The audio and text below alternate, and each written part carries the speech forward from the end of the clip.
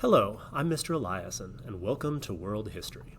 Today we're going to talk about how the ideals and principles of the Renaissance spread from Italy across the rest of the European continent, moving into Northern Europe, and how all those ideas changed and adapted to the various cultural situations of the places that they spread to.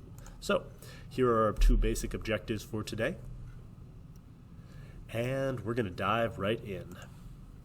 So, trade networks across both Central Europe and across the North and Baltic Sea helped spread Renaissance ideas just the same way that trade routes throughout the Indian and Mediterranean oceans brought those ideas to Italy. And so we see the overland trade routes to northern what is today Germany, and in the Holy Roman Empire, and also the Hanseatic League, the trade routes throughout Northern Europe, helped all of these Renaissance ideas spread. Because, quite frankly, once people in Northern Europe saw the effectiveness and the beauty of Renaissance art and culture and ideas, they wanted to model and take on those ideas and adapt them to their own societies.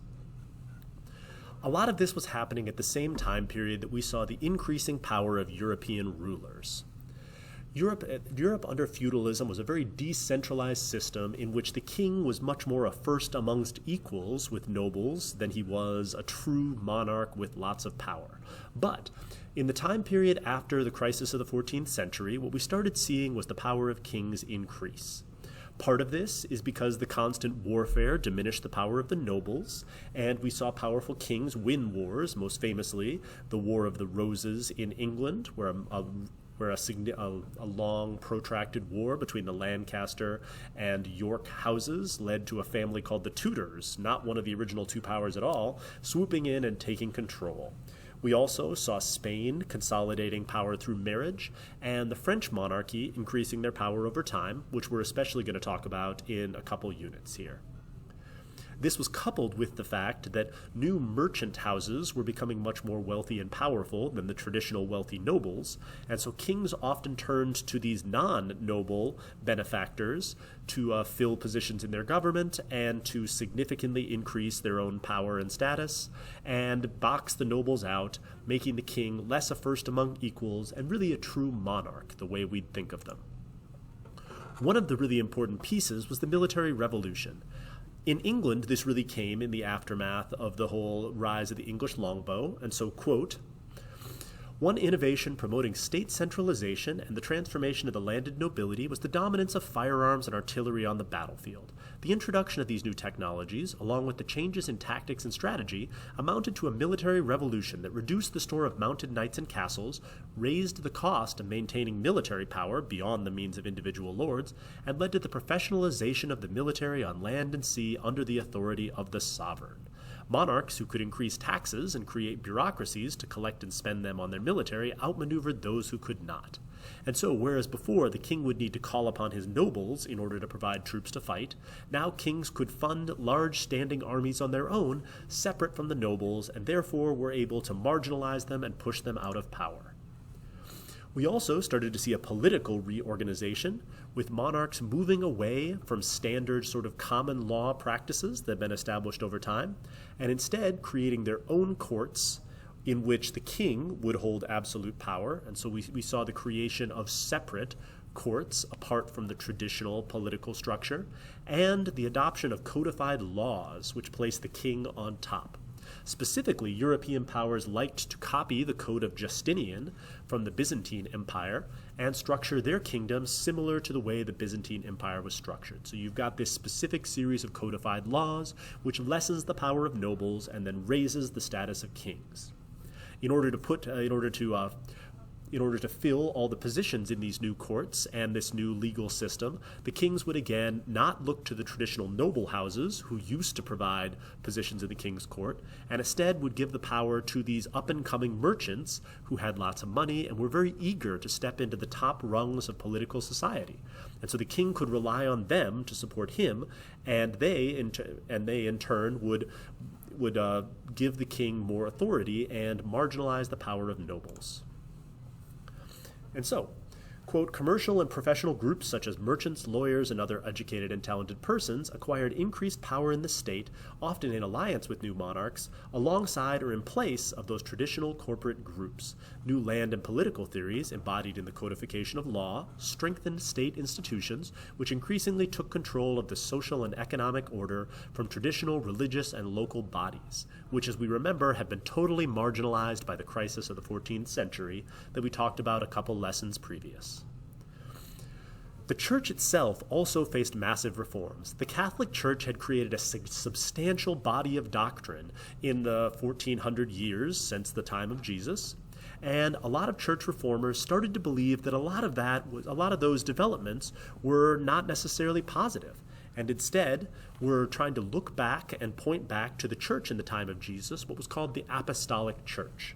And so church reformers wanted to simplify the church and take away a lot of the institutional power that the Catholic Church had accumulated over all this time because of the way that the Catholic Church had been discredited in the crisis of the 14th century.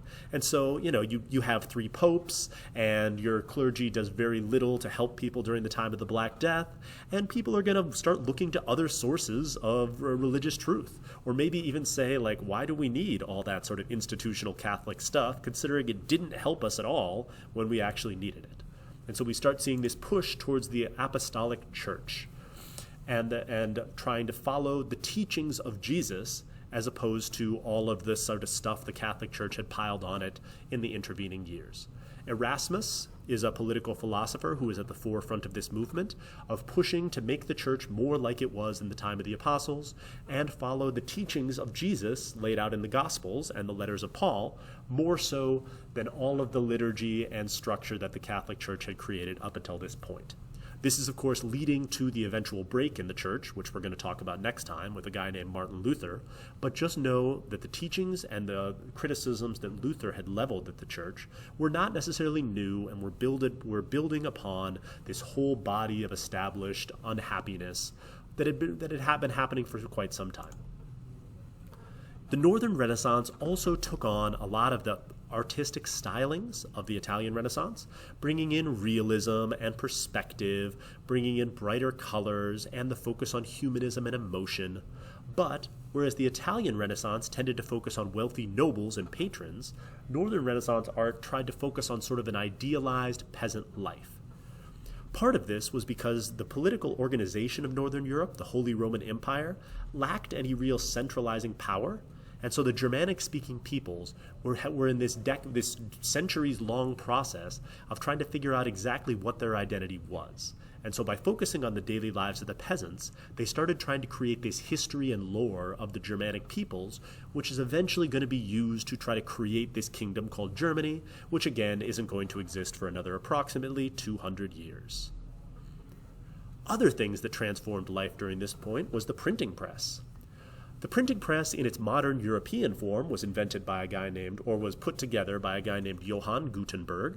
But of course, printing is a process that spread for a long period through a long path, being of course originally created in China back in the Tang Dynasty, and then spread throughout the Middle East. Paper was, of course, also essential in order for printing to happen. And so all of these inventions started in China, but they didn't have the same utility in China because of the complexity of the Chinese language. So the combination of these Chinese technologies with the European alphabetic language, which, as you know, has far fewer characters, led to the mass printing and production of books. You can see here on this map that from 1460 to 1500, printing literally exploded, or metaphorically exploded, across the European continent. And the first book that was mass-produced, of course, was Gutenberg's Bible. But many other books are also going to be produced, and as the amount of books produced expands, so does the demand for literacy, and we start seeing more and more books being published in a variety of different languages for a vast array of audiences. Prior to this, because books had to be painstakingly hand-copied, they were almost always produced by monks in monasteries, and they generally focused on religious texts, whereas these books are going to be focused on a whole variety of different things.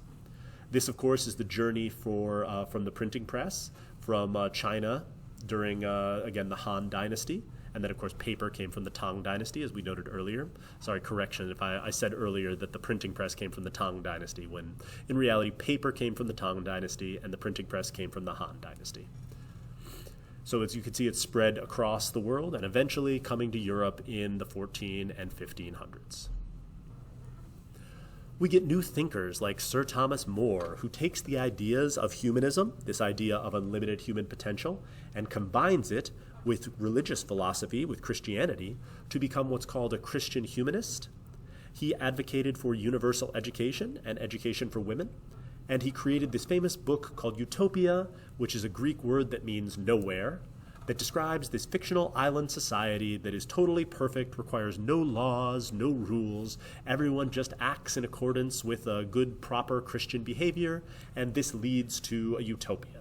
So we can hopefully see some similarities there between his Christian humanism and other ideas like Confucius's proper behavior. Here's an excerpt from Thomas More's Utopia, quote, "They have no lawyers among them, for they esteem them as a class whose profession is to disguise matters and write the laws. Therefore they think it is much better that every man should plead his own case and trust it to a judge, and elsewhere for the client trusteth to his counselor. By this plan they avoid many delays and find out the truth with more certainty." Quote, "And thus they avoid those evils which appear so remarkable in those countries which labor under a vast load of laws." So, much like Confucius, arguing that proper behavior takes away the need for laws, Thomas More argued the same thing in his book Utopia.